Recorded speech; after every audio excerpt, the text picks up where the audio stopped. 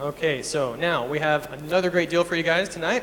Liz is going to show us how she found a great note deal in another state, never even set foot in it, and made a fantastic profit. Take it away, Liz. Hi, everyone.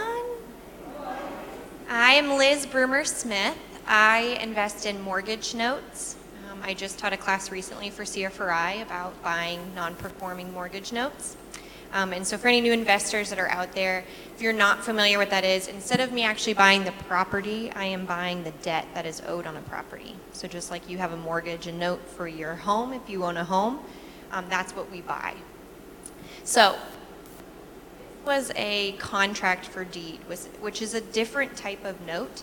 On a contract for deed, it means that the lender stays on title and the borrower, he gets title to the property or the deed to the property after they've completed their mortgage. So once they're paid in full.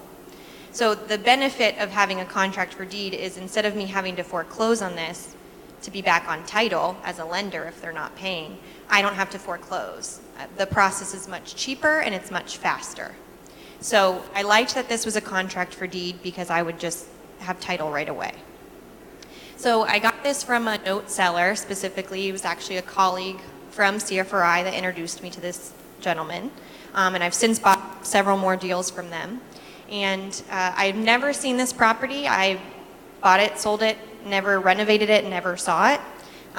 When you buy notes, you're going to be buying nationwide, and it doesn't matter if you don't see it. We'll talk about that more later. So this was just a single family residence in this small little town kind of outside of Chicago, or I'm sorry, Indianapolis. And it was a 3-bed, 1-bath, 900 square feet. And when I say small town, it's some people.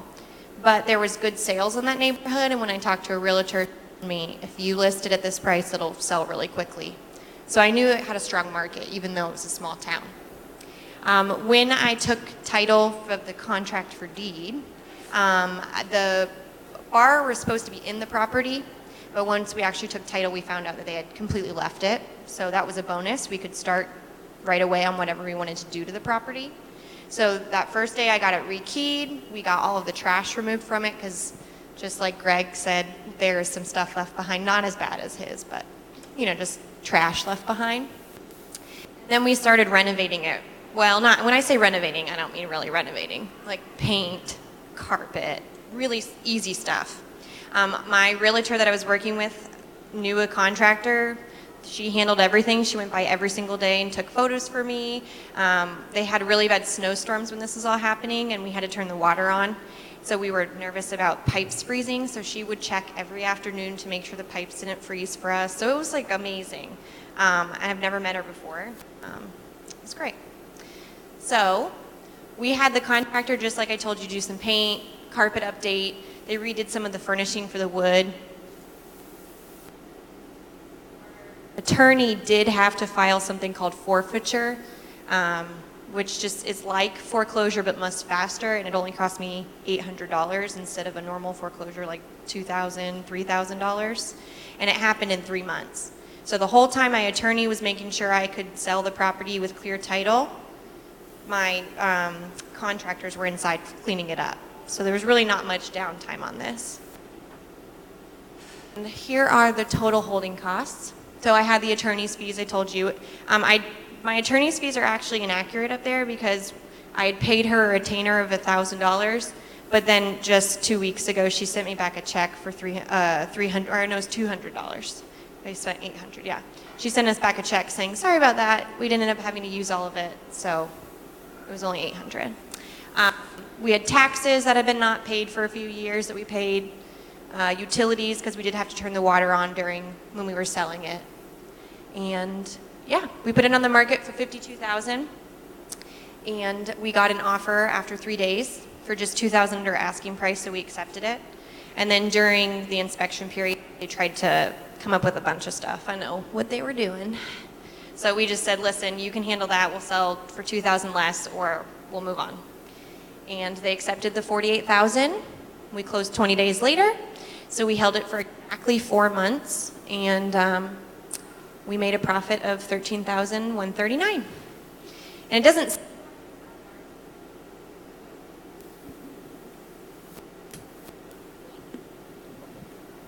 might not seem like it's a ton of money, but if you look at the total amount invested, we really only had just less than $29,500 invested in this. So, I mean, we almost made a 50% overall yield on this deal, and it happened in 4 months. And the best part for me was I worked with a private lender, so I actually put $3,500 in my pocket when I bought this deal, and then my lender got 50%. So the lender ended up getting a 26% return on his money.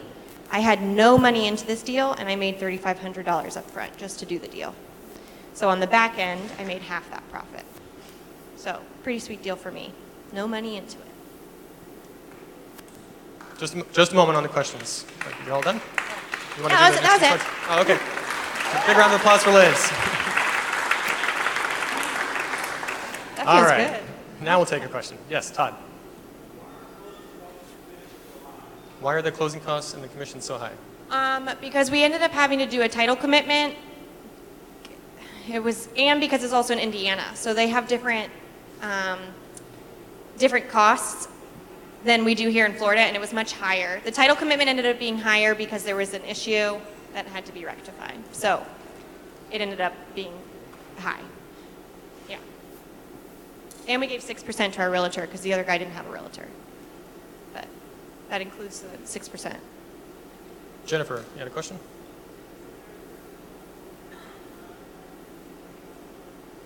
Yeah, well, Was the it- contractor, oh, sorry. Oh, no, just repeat the question. Was it the realtor that told her how to get the rehab done and do the contracting part, correct?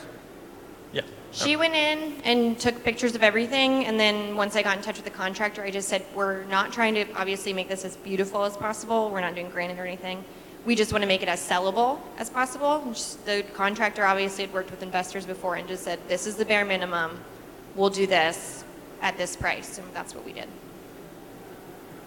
Yeah, I mean, it's a small town, so there was pretty much one contractor, and I was very nervous working with them because they didn't have a website. It was like totally mom and pop, and I was not used to that.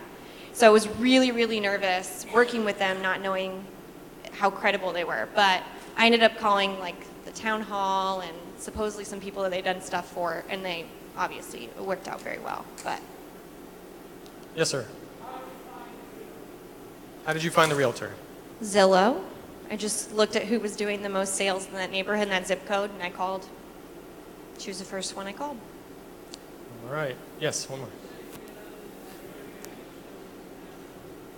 No, that was the only one I've ever done in that town. I've done others with that seller, but they've been in all different states.